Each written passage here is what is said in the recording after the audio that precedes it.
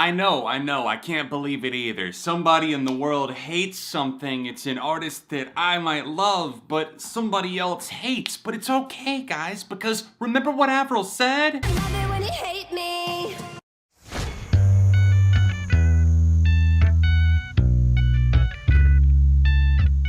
Hey neighbor, welcome back to Beyond ARTV. My name is John, and it's time for another episode of Hate It or Love It, the series where I explore the various corners of the internet, from subreddits to Quora to Facebook groups. I want to find out, why do people hate a certain artist? And today, we're looking at the Canadian pop-punk motherfucking princess, Avril Lavigne. With multiple multi-platinum selling albums, the 2000s were absolutely Avril's pinnacle in terms of commercial success, but it's something that continued into the 2010s, and she commands a relatively large fandom to this day. But it's the internet, and it only amplifies how we as humans disagree and interact with each other. So today, civilly, I want to look at 5 reasons why people hate the singer. Keep in mind that these are not my reasons that I've come up with. However, I will chime in with any opinions and feelings that I have on the subject matter of the opinion presented. I hope you enjoy the video. Please hit that like button, subscribe if you're new, and let's get started at number 5.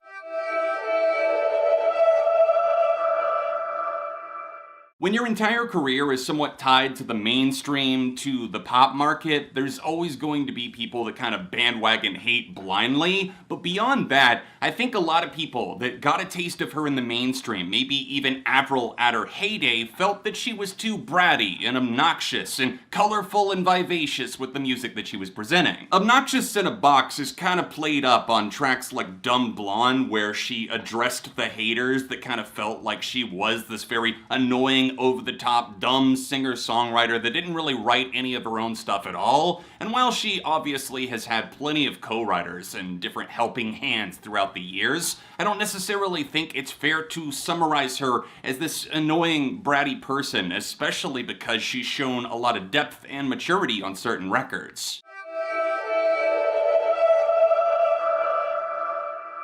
Has Avril Lavigne's consistency suffered throughout the years, especially post Let Go and Under My Skin? That's an understatement. It's certainly been a journey, and I think any fan of hers would attest to the highs, the lows, the yes, the no.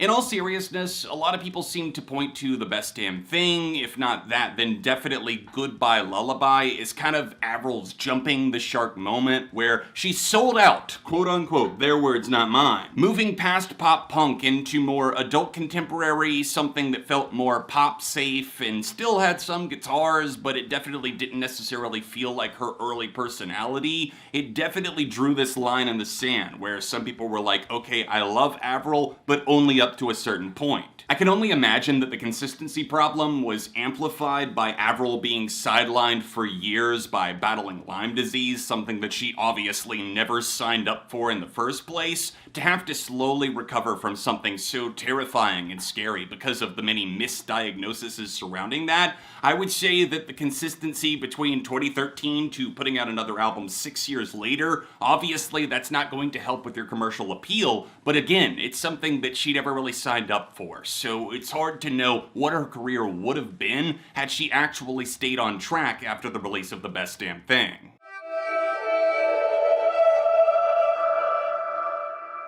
This one I hate to even acknowledge, and I don't think I ever really have on either of my channels, but the conspiracy theory that Avril Lavigne died back in like the mid-2000s is something that gained a ton of traction. Some people still believe it to this day because of the immense changes, I guess, that they noted to physical appearance, singing, and the subject matter of her songs. Personally, I can't help but judge anyone that actually thinks that is just a stupid person, because it's so clear that it's obviously not somebody else. It's just that sometimes people grow, change, their style, their fashion sense, their music definitely evolves with them. A lot of people will jump on this just for the memes, saying like, oh, Avril is the same person. No, she's not. She was replaced years ago. But there's others that are so serious and absolutely hate the new Avril because it's not the Avril Lavigne that they grew up with.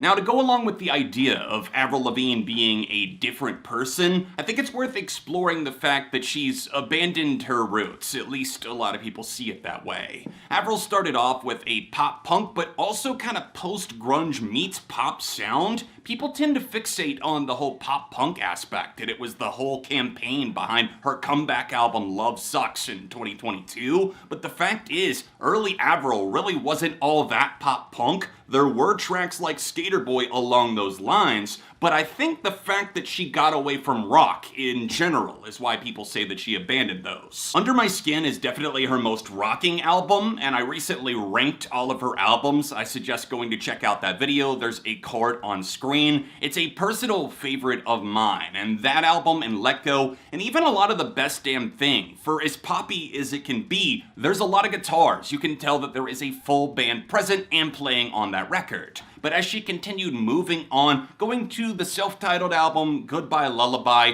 things got a little bit more stripped back, and she went in a different direction, and I think a lot of people feel that Avril forgot about them. With her returning to a more guitar-driven sound on Love Sucks, I think many of the casual fans were appeased and were just excited to have a band powering Avril, but for others, including myself, it just wasn't enough, because that early magic is definitely gone, and the lyrics pale in comparison to her roots.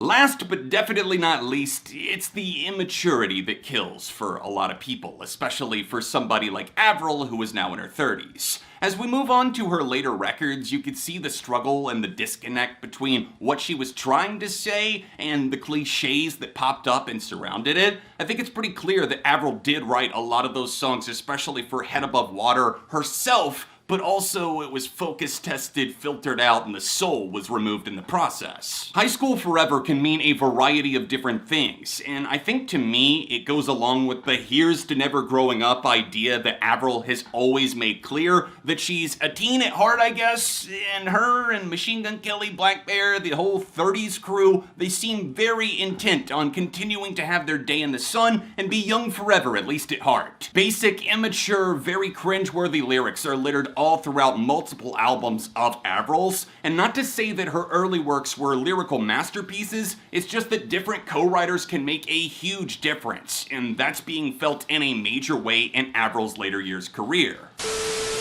Now is the part where I pass the question off to you guys. What do you think of Avril Lavigne? Do you think that she's definitely dipped over the years in terms of quality, or are you still on board? Maybe she found a way to win you back over? Let me know your thoughts in the comment section down below. Please do me a favor, hit that like button, join the conversation in the comments section, and if you want to check out my ranking of all of Avril's albums, then tap this card here, or tap here to catch up on more episodes of Hate It or Love It.